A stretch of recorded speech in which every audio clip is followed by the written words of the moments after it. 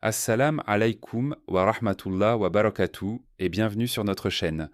Dans cette vidéo, nous vous invitons à découvrir une intervention remarquable du docteur Zakir Naik qui répond avec clarté et respect à une question posée par une femme chrétienne. Regardez attentivement jusqu'à la fin et n'hésitez pas à partager votre avis en commentaire. Abonnez-vous pour ne rien manquer de nos prochaines vidéos inspirantes. Je m'appelle Rose et je travaille pour Qatar Airways. Ma question est, je vous ai entendu parler si souvent de religion, et je parlerai de la Bible parce que c'est ce que je connais. Vous parlez de Jésus comme d'un chef religieux, mais en ce qui me concerne, Jésus n'est pas venu introduire de religion, et il n'est pas non plus un chef religieux. Ce que Jésus a introduit dans ce monde, c'est le royaume de Dieu. La deuxième question. Peut-être que vous pouvez élaborer quelle religion est celle de Dieu, parce que d'après mes recherches, j'en suis venue à comprendre que Jésus, qui est mon Seigneur et mon Sauveur, il n'a introduit aucune de ces religions. Il a introduit le gouvernement du ciel. En d'autres termes, il voulait coloniser le monde, comme avec une puissance céleste.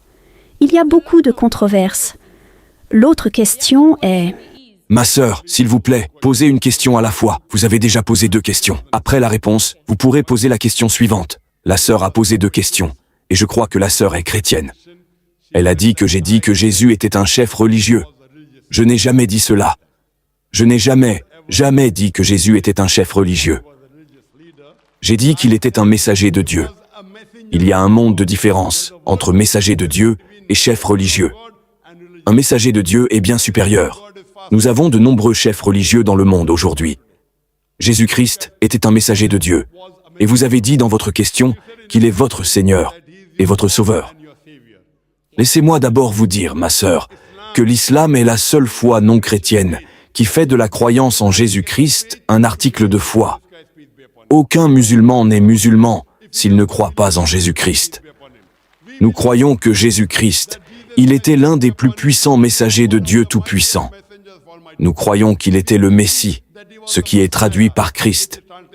Nous croyons qu'il est né miraculeusement, sans aucune intervention masculine, ce que beaucoup de chrétiens modernes aujourd'hui ne croient pas. Nous croyons qu'il a redonné la vie aux morts avec la permission de Dieu. Nous croyons qu'il a guéri les aveugles de naissance et les lépreux avec la permission de Dieu. Les musulmans et les chrétiens, nous allons ensemble. Mais on peut se demander, alors où est la séparation des chemins? La séparation des chemins est que la plupart des chrétiens croient, y compris vous-même, d'après ce que nous comprenons de votre question, que Jésus-Christ, Isa, alayhi salam, a revendiqué la divinité. Et la plupart des chrétiens croient que Jésus-Christ est Dieu. Permettez-moi de vous rappeler, ma sœur, je suis un étudiant en religion comparée. J'ai lu la Bible. Il n'y a pas une seule déclaration sans équivoque dans toute la Bible où Jésus-Christ lui-même dit « Je suis Dieu » ou bien où il dit « Adorez-moi ». Si, ma sœur, vous pouvez montrer une seule déclaration sans équivoque de n'importe où dans la Bible, une seule déclaration explicite de n'importe où dans la Bible, où Jésus-Christ lui-même dit « Je suis Dieu », ou bien où il dit « Adorez-moi ». Moi, Zakir Naik, je suis prêt à accepter le christianisme aujourd'hui. Je vous ai entendu dire cela plusieurs fois, monsieur. Je ne parle pas au nom des autres musulmans. Je suis prêt à mettre ma tête sur la guillotine. Il n'y a pas une seule déclaration sans équivoque. Écoutez bien ma question. Écoutez bien mon défi, ma sœur. Il n'y a pas une seule déclaration explicite, pas une seule déclaration sans équivoque, où Jésus-Christ lui-même dit « Je suis Dieu », ou bien où il dit « Adorez-moi ». Oui, ma sœur.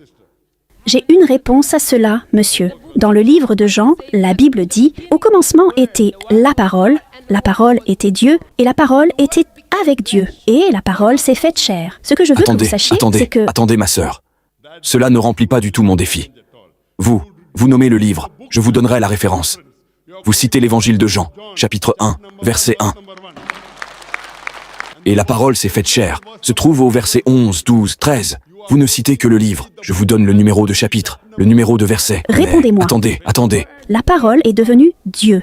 Qu'est-ce que cela dit? Ma sœur, Ces paroles ont-elles été prononcées par Jésus? Et la réponse est non. Quel est mon défi? Pas une seule déclaration sans équivoque. Pas une seule déclaration explicite de n'importe où dans la Bible, où Jésus-Christ lui-même dit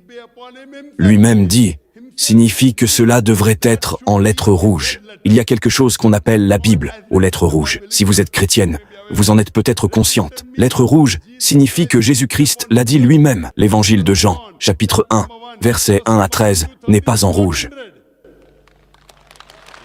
Je vais y répondre. Attendez, laissez-la répondre. Tout d'abord, vous n'avez pas rempli mon défi. Il faudrait que ce soit. Jésus-Christ lui-même dit. Ce ne sont pas les paroles de Jésus. C'est la parole d'un juif du nom de Philon. N'est-ce pas? C'est la parole d'un juif du nom de Philon. Et jamais, il n'a revendiqué la divinité pour cela. Pourtant, je vais vous aider. Que dit-il? Dans l'habit, quoi qu'il en soit, votre citation n'était pas correcte. Je vais vous donner la citation textuelle. L'évangile de Jean, chapitre 1, verset 1 dit « Au commencement était la parole était avec Dieu, et la parole était Dieu. Au commencement était la parole était avec Dieu, et la parole était Dieu. » Et plus loin, il est dit « La parole s'est faite chair. » Si vous êtes d'accord que la parole est Dieu, et si vous remplacez parole par Dieu, au commencement était la parole, devient au commencement était Dieu, et Dieu était avec Dieu. Voulez-vous dire qu'il y avait deux dieux? Non, parce que la parole de Dieu... Laissez-moi terminer. Vous posez la question. Je vous guide à Vous ne travers. permettez pas aux gens de donner des réponses. Vous demandez, vous posez la question, je donne la réponse. Après avoir terminé la réponse, vous pourrez parler. Vous ne pouvez pas interrompre. Vous ai-je interrompu pendant que vous parliez? Ai-je interrompu? Oui ou non? Maintenant que je donne la réponse, pourquoi interrompez-vous? Laissez-moi finir la réponse. Ensuite, vous pourrez répondre. Point numéro 1. Vous n'avez pas rempli mon défi. Ce ne sont pas les paroles de Jésus. Tout votre argument tombe à l'eau. Pourtant, je réponds. Vous n'avez pas dit. Vous devriez dire, désolé, docteur Zakir, ce ne sont pas les paroles de Jésus. Avez-vous dit cela? Non. Vous n'êtes pas honnête. Dites-le à l'audience. Ce ne sont pas les paroles de Jésus. Ai-je raison ou non? Vous ne savez pas. Vous voyez, vous citez. Et vous ne savez pas. Je suis un étudiant en religion comparée. Ces paroles n'ont pas été prononcées par Jésus. Pourtant, je réponds.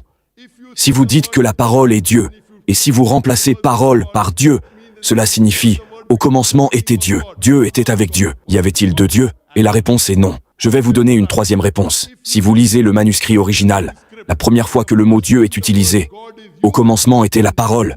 La parole était avec Dieu. C'est Othéos. Othéos en grec et en araméen signifie le Dieu. La deuxième fois que Dieu est utilisé, c'est ton théos. Othéos signifie le Dieu, Dieu tout-puissant. Ton théos signifie une personne pieuse. Mais malheureusement, dans la traduction, ils vous mènent en bateau. Allez voir le manuscrit original de l'évangile de Jean, chapitre 1, verset 1. La première fois que le mot Dieu est utilisé, c'est Othéos, signifiant le Dieu. La deuxième fois qu'il est utilisé, c'est ton théos, signifiant une personne pieuse. Donc, on lit. Au commencement était la parole était avec Dieu, le Dieu. Et la parole était une personne pieuse, signifiant un messager de Dieu. Ma sœur, comprenez-vous? Non. Vous ne comprenez pas l'anglais. Dites-moi ce que j'ai dit de mal. Je cite vos érudits. Je cite votre Bible. Prenez n'importe quelle Bible, une Bible aux lettres rouges. Ces mots ne sont pas dedans. Point numéro 1. Allez voir le grec et l'araméen. Connaissez-vous le grec, ma sœur? Connaissez-vous le grec et l'araméen? La Bible a-t-elle été révélée en anglais? La Bible a-t-elle été révélée en anglais, ma sœur? Oui, c'était le grec. Grec et araméen. Donc, le mot original est Hotheos. Savez-vous ce que signifie Hotheos? Rentrez chez vous et cherchez Hotheos sur Google. Peut-être que je vous raconte des histoires. Monsieur. D'accord, Attendez, monsieur. Non. attendez. Hotheos signifie le Dieu. Ton théos signifie un Dieu, une personne pieuse. Cela signifie que même si je suis d'accord avec le verset interprété ainsi, il dit que Jésus-Christ était un messager de Dieu. Croyez-vous en cela? Non. Il est plus grand qu'un messager. Il n'est pas juste un messager. C'est une insulte d'appeler mon Seigneur un messager. Ma sœur, je vous ai posé une... Nous ferons quelque chose pour prouver quelque chose, monsieur. Eh bien, dites d'abord que ce que vous avez cité est faux. Convenez que c'est faux. Puis nous passerons à la question Je ne suivante. suis pas d'accord. Cela signifie que ce que vous avez dit, ce ne sont pas les paroles de Jésus. Cela signifie que vous trompez les gens. Vrai ou faux? Vous pensiez que je ne savais pas, n'est-ce pas? Non, je ne suis pas ici pour démontrer mes connaissances, monsieur. Ce je n'est suis pas ici une pour question de démontrer- connaissance. C'est une question de Bible. Vous croyez que la Bible est la parole de Dieu, n'est-ce pas? Oui, Je ne crois pas que ce soit la parole de Dieu. Même si vous croyez que la Bible est la parole de Dieu, je connais mieux la Bible que vous. N'est-ce pas? il y a une chose de connaître la Bible. Il y a une autre chose d'avoir la révélation de la Bible, parce que, vous savez, même quand Jésus est venu, les gens qui n'ont pas compris qui il était, étaient les chefs religieux. Ils sont passés complètement à côté. Ils ne savaient pas qui il était parce Ma qu'il sœur, était caché. ma sœur, Et la ma parole sœur, du Nouveau Testament. Montrez-moi un seul endroit dans la Bible, une déclaration explicite, une déclaration sans équivoque, où Jésus-Christ lui-même dit « Je suis Dieu », ou bien où il dit « Adorez-moi ». Je suis prêt à accepter le christianisme, défi simple. Et vous ne pouvez pas montrer un seul verset de ce gros volume de la Puis-je Bible. vous poser une question, monsieur? Pouvez-vous vous séparer de votre parole? Pardon, Pouvez-vous séparer le docteur Zakir Naik de sa parole? pouvez-vous séparer? Pouvez-vous vous séparer de votre parole? Mais quelle différence cela fait-il que je le puisse ou non? Vous voyez, vous ne comprenez pas. Jésus est la parole de Dieu faite chair. Mais l'esprit religieux est trop limité pour les 5 sens. Jésus est la parole de Dieu, et lui-même, il est Dieu. La Bible dit qu'il lui a donné le nom qui est au-dessus de tout autre nom, qui est la parole de Chaque Dieu. messager reçoit la parole de Dieu.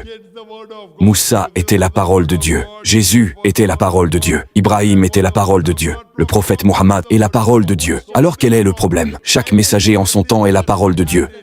Qu'y a-t-il de si différent chez Jésus? Vous ne pouvez pas montrer une seule déclaration de votre Bible où Jésus a dit « Je suis Dieu » ou où il dit « Adorez-moi ». Et maintenant vous citez J'ai une réponse pour ça, monsieur.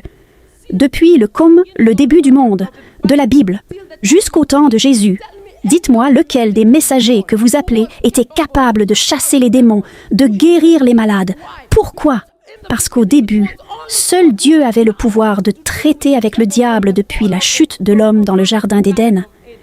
Mais ces choses étaient cachées pour le salut Ma des hommes. sœur, si une personne chasse les démons d'une autre personne, devient-elle Dieu? Aujourd'hui, il y a beaucoup de gens qui font la rukia et qui Oui, chassent je les fais de démons. même Ils parce ne que j'ai deviennent pas été Dieu. translaté dans le royaume du Fils bien-aimé de Dieu. Aujourd'hui, eh bien, ma sœur, il y a beaucoup d'êtres humains, même au Qatar, vous en avez, qui peuvent faire la rukia et chasser le diable d'un être humain. Cela ne fait pas d'eux Dieu. Ne fait pas d'eux Dieu. Ils ont obtenu ce pouvoir de Jésus. Je chasse moi-même les démons.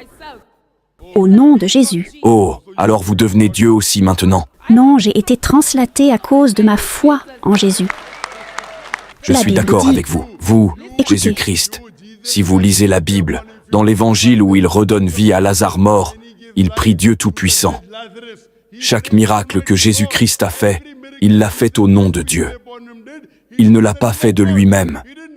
La même chose que dit la Bible. Si vous me donniez le temps, j'expliquerai à toute Désolé, cette nous congrégation n'avons pas de le temps. quoi il Vous pouvez retourne louer la avec salle et Jésus. donner une conférence demain. C'est le temps des questions-réponses. Vous ne m'avez pas répondu.